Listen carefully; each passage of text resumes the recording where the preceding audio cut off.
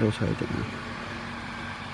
盖排烟的话会把排烟，因为这个药水的话会腐蚀排线的，所以盖的时候，这下面也是最好是就是视窗的视窗部分。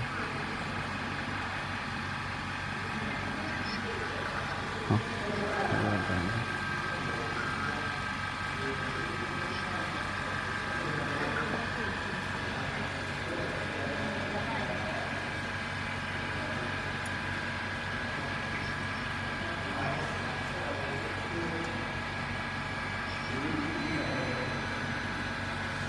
让它浸泡4到5分钟。